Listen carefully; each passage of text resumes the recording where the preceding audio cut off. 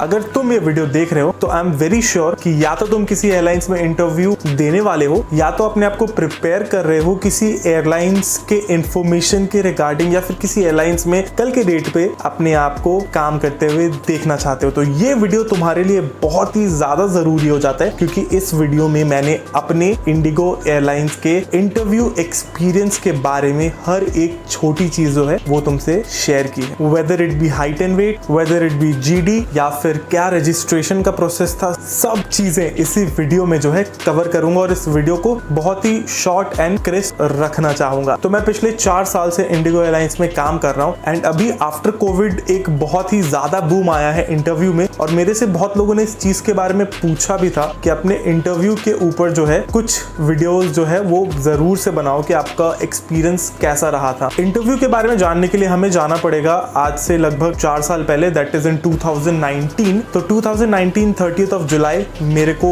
Interview का जो official notification है वो इंडिगो के वेबसाइट पे दिखा था कि Indigo is hiring ground staff. मैंने उस लिंक पे क्लिक करा तो वहां पे मेरे को एक वेन्यू दिखा जो कि कोलकाता एयरपोर्ट के पास था एंड वो वॉक इन इंटरव्यू था, तो कहीं पे भी रजिस्ट्रेशन करने की जरूरत नहीं पड़ी थी। सुबह 9 बजे से इंटरव्यू शेड्यूल्ड था, तो मैं वेन्यू पे अराउंड 8:30 पहुंच जाता and I was shocked to see more than 500 candidates जो वहां पे ऑलरेडी पहुंच चुके थे। क्योंकि 500 किस हिसाब से मैंने बताया, क्योंकि मेरा खुद का नंबर 467 पे था एंड उसके बाद और भी लोग थे जो आ रहे थे, बट 8:30 बजे भी जाके मैं काफी लेट हो चुका था एंड 467 पे मेरा नंबर था। इसी वजह से मेरे को पता था कि ऑलमोस्ट 500 से ज्यादा कैंडिडेट्स जो है वो पर्टिकुलर इंटरव्यू को अटेंड कर रहे थे। इंटरव्यू का प्रोसेस कुछ इस हिसाब से होता है कि हमें जाने के बाद अपना नाम लिखना पड़ता है वहां पे, क्योंकि पहले से कोई रजिस्ट्रेशन नहीं कराई गई होती है, इसलिए सिर्फ नाम लिखना पड़ता है एंड वहां पे एक लिस्ट ऑफ डॉक्यूमेंट्स लगे रहते हैं जो आपको उस टाइम पे, उस मोमेंट पे आपके पास होना बहुत ज्यादा जरूरी हो जाता है, जिसमें 3 चीजें जो मैं हाईलाइट करूंगा वो है आपका सीवी, आपका पैन कार्ड एंड आपका पासपोर्ट। इसी वजह से मैंने हर एक वीडियो में अपने बताया है कि यार पासपोर्ट और पैन कार्ड ना बहुत ज्यादा जरूरी हो जाता है। खैर, नाम लिखने के बाद हमें जो है विद डॉक्यूमेंट्स और विदाउट डॉक्यूमेंट्स 2 अलग अलग लाइन में जो है बांट दिया गया कि जो लोग विद डॉक्यूमेंट्स हैं उनको पहले भेजा जा रहा था और जो विदाउट डॉक्यूमेंट्स हैं उनको पहले साइड करके रखा। फिर उसके बाद क्योंकि कैंडिडेट्स बहुत ज्यादा हो रहे थे तो रिजेक्शन के लिए एक छोटी चीज भी बहुत ज्यादा काम करती है, तो जो लोग विदाउट डॉक्यूमेंट्स थे उनको सीधा सीधा रिजेक्ट कर दिया, और जिनके पास पासपोर्ट जैसे अप्लाइड था या फिर जिनके पास पैन कार्ड अप्लाई किया हुआ था, वो नंबर था उनके पास रेफरेंस, उन लोगों को रोक लिया गया बस एक सांत्वना के लिए कि हाँ चलो ठीक है आप भी इंटरव्यू दे सकते हो, बट इवेंचुअली उनमें से कोई भी सिलेक्ट नहीं होता है। नाम लिखने और डॉक्यूमेंट्स के हिसाब से रिजेक्शन के बाद आता है वो मोमेंट जिसका बहुत बेसब्री से मेरे को भी इंतजार था, और वो होता है HR के साथ इंटरव्यू। बाकी सारे लोगों की तरह मैं भी बहुत ज्यादा नर्वस था कि क्या होने वाला है और क्या नहीं, पर मेरी नर्वसनेस तब और ज्यादा बढ़ जाती है क्योंकि वो 1-on-1 इंटरव्यू नहीं होता है, वो 10 लोगों का एक ग्रुप होता है और उस ग्रुप में आपका इंटरव्यू लिया जाता है। अब देखो HR के सामने तो आप फिर भी कुछ चीजें बोल सकते हो क्योंकि एक इंसान ही रहता है जो आपको देख रहा होता है, पर और 10 लोगों के बीच में बोलना और थोड़ा सा मुश्किल हो जाता है। HR ने सबसे पहले क्वेश्चन पूछा कि अच्छा tell me something about yourself. यही क्वेश्चन सभी लोगों से पूछा, सबके आंसर्स उन्होंने सुने। अब उसके बाद उन्होंने कुछ बहुत ही बेसिक से क्वेश्चंस उठा के सबसे पूछना स्टार्ट कर दिया, जैसे किसी से हॉबीज के बारे में पूछ लिया, किसी से कि अच्छा what is your favourite food के बारे में पूछ लिया, किसी से पूछ लिया कि अच्छा tell me few things about Calcutta, ऐसा करके चीजें पूछ लिया था।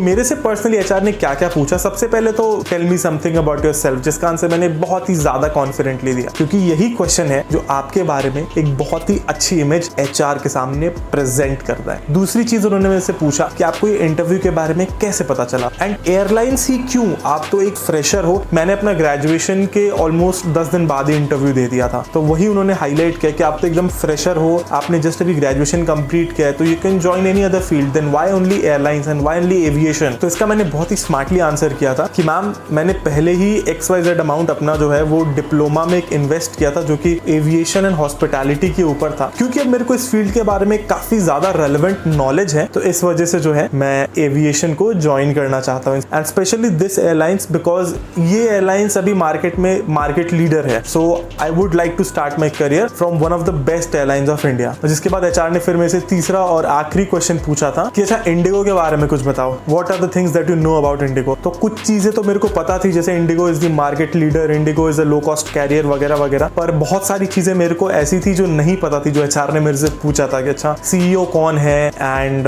इंडिगो के पास अभी करंटली कितने एयरक्राफ्ट्स हैं, XYZ XYZ चीज़ें जिसके बारे में मैं प्रिपेयर्ड ही नहीं था, क्योंकि ऑनेस्टली मैंने उसके बारे में पढ़ा ही नहीं था, मैं बस इंटरव्यू देने चला गया था। खैर ये चीज़ें होने के बाद बाकी लोगों को रिजेक्ट कर दिया। मेरे ग्रुप से 2-3 लोग हम बचे थे। हमसे उन्होंने लास्ट में पूछा कि अच्छा do you have any tattoos in your body, जिसमें से एक बंदे ने कह दिया कि हाँ मैडम मेरे हाथ में तो टैटू है, तो उसको वहीं से रवाना कर दिया उन्होंने अपने घर की तरफ। एंड उन 10 लोगों में से बाद में हम 2 लोग बचे थे। हमें बोला गया था कि आपका जो इंटरव्यू है वो आज ही सेकेंड राउंड भी होगा, बट किसी रीजन की वजह से वो सेकेंड राउंड उस दिन नहीं हो पाया था। तो हमें नेक्स्ट डे 10 बजे सुबह कैलकाटा एयरपोर्ट पे रिपोर्ट करने के लिए बोला था, जहाँ पे हमें वही HR जो फर्स्ट डे जिन्होंने हमारा इंटरव्यू लिया था वही मिली। उन्होंने हमारे डॉक्यूमेंट सारे चेक किए कि कहीं पे भी कोई डॉक्यूमेंट्स मिसप्लेस नहीं है, क्योंकि उन्होंने हमें एक दिन पहले ब्रीफ किया था कि आपको अपने सारे डॉक्यूमेंट्स और साथ ही साथ passport size photo with white background लाने हैं कल के इंटरव्यू के लिए। तो ठीक है, हम सारे डॉक्यूमेंट्स मतलब सभी के डॉक्यूमेंट्स ऑलमोस्ट सही थे। कुछ डॉक्यूमेंट्स इधर उधर मिसिंग थे, जो जिनके पास सॉफ्ट कॉपी थी उन्होंने सॉफ्ट कॉपी दिखा दी, बट ऑलमोस्ट सभी के डॉक्यूमेंट्स जो है वो सही थे। उसके बाद हमारा इंटरव्यू होता है with the head of the department. अभी तक हम 10 लोग एक साथ इंटरव्यू दे रहे थे,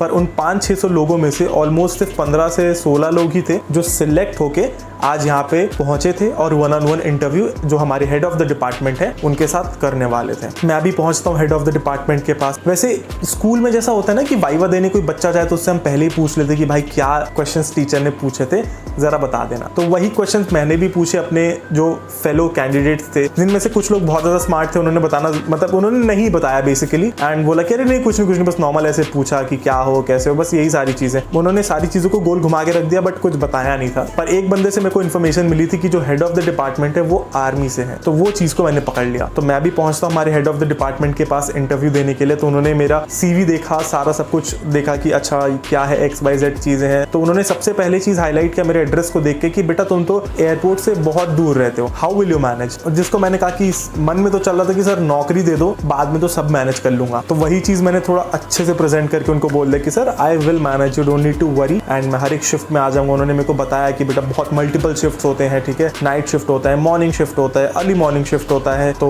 कैसे क्या मैनेज करोगे। मैंने उनको बताया कि सर मैं मैनेज कर लूंगा, ऐसी कोई दिक्कत की बात नहीं है। फिर उसके बाद उन्होंने मेरे को बोला कि अच्छा तुमने तो डिप्लोमा कर रखा है, XYZ अमाउंट तुमने जो है वेस्ट कर दिया है बिलीव। तो मैंने बोला नहीं सर XYZ अमाउंट जो है वो मैंने इन्वेस्ट कर दिया। तो उसके बाद उन्होंने बोला बेटा ये आंसर मैं बहुत बार सुन चुका हूँ, अगर तुम्हारे पास कुछ और है तो तुम वो बता सकते हो या फिर रहने दो, इस चीज के ऊपर हम बात ही नहीं करते हैं। तब मैंने उनको बताया कि नहीं सर XYZ अमाउंट जो है मैंने इन्वेस्ट इसलिए किया है क्योंकि मेरा पर्सनैलिटी डेवलप हुआ है एंड कम्युनिकेशन स्किल्स काफी ज्यादा डेवलप हुए हैं, ग्रूमिंग स्किल्स आए हैं एंड बहुत सारी XYZ चीजें। तो जिसका उन्होंने बहुत ही हंस के कहा कि बेटा ये चीजें भी बहुत बार सुन चुका हूं मैं। तो चलो खैर कोई बात नहीं। तो नेक्स्ट फिर ये नॉर्मल कॉन्वर्सेशन जो है इसी के ऊपर चल रहा था। तभी मैंने वो आर्मी वाले पॉइंट को पकड़ लिया एंड मैंने उनसे पूछा कि सर क्या आप आर्मी से थे, क्योंकि मेरे को जो कैंडिडेट्स गए हैं उन्होंने बताया। तो वो हंसने लग गए। तो उन्होंने बोला कि अच्छा मतलब आप पूछ रहे थे सारे कैंडिडेट से कि क्या पूछा क्या नहीं पूछा। तो मैंने बताया हाँ सर, मतलब ये नॉर्मल ह्यूमन टेंडेंसी हो जाती है कि हम पूछने पे मजबूर हो जाते हैं। तो फिर वो हंसे और उन्होंने काफी अच्छे से बात की। फिर उन्होंने भी अपने आर्मी बैकग्राउंड के बारे में बताया, क्योंकि मैं भी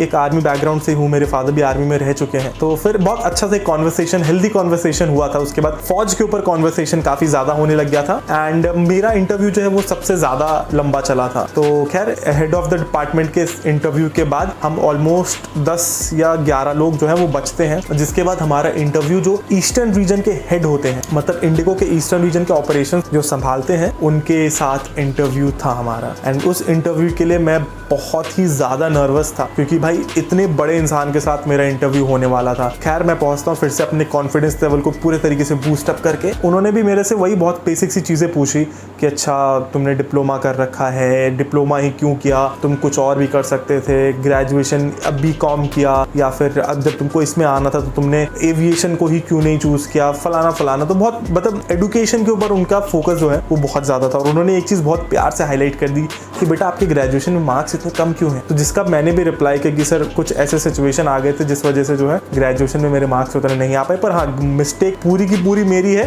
बट अब नहीं हुआ तो अब नहीं हुआ सर। उसके बाद उन्होंने मेरे को बोला कि अच्छा ठीक है अब जा सकते हो। फिर हम लोग काफी देर तक बैठे रहे उस कॉन्फ्रेंस रूम में एंड धड़कनें बहुत तेज हो रही थी। ऐसा नहीं था कि बिग बॉस के फिनाले का विनर जो है वो डिक्लेयर होने वाला है तो वैसे ही बैठे थे। तभी तक एक HR आते हैं जो उन उसमें HR के सबऑर्डिनेट रहते हैं, मेल HR होते हैं, वो आके हमारे डॉक्यूमेंट्स एक एक करके निकालते हैं और बोलते हैं कि आप लोग रुको, बाकी लोग आज के लिए जा सकते हो, जिसमें मेरा भी एक नाम रहता है। एंड मैं बहुत ही ज्यादा खुश होता हूँ क्योंकि मेरे को पता रह चुका होता है अंदर से कि 90% तो बेटा तेरा सिलेक्शन हो चुका है, बस 10% और बाकी है। फिर उसके बाद उन्होंने हमें हमारे डॉक्यूमेंट्स के जो सॉफ्ट कॉपी है वो एक ईमेल एड्रेस पे मेल करने के लिए बोला, हमारा बैकग्राउंड वेरिफिकेशन और बाकी सारी चीजों के लिए हमें मेडिकल कराने के लिए बोला। 2 से 3 दिन का टाइम दिया गया था हमें कि आपको इतने दिन के अंदर अपना मेडिकल करा लेना है। और मेडिकल कराने के बाद with in 13 days 13th of August को मैं गुड़गांव में था इंडिगो के हेडक्वार्टर्स में, and with in 13 days I was on board India's one of the best airlines. And वो फीलिंग जो थी, ट्रस्ट मी, एकदम से मतलब मस्त वाली फीलिंग थी कि भाई आप ग्रेजुएशन के बाद you are going to earn, and वो भी एयरलाइंस में रह के, तो बहुत ही ज्यादा अच्छा लगा था। एंड उम्मीद करता हूँ कि तुमको इस वीडियो से भी कुछ ना कुछ चीजें पता चली होंगी। अगर तुम्हें पता चली है कुछ भी चीजें, अगर तुम्हें मेरा कंटेंट अच्छा लग रहा है तो प्लीज मेरे को सपोर्ट करो। And with that said, this is your aviation guys signing off for the day. Thank you. Like कर देना, सब्सक्राइब कर देना, एंड अगर कोई तुम्हारे जान पहचान में है जिसको इस वीडियो की जरूरत है तो शेयर भी कर देना।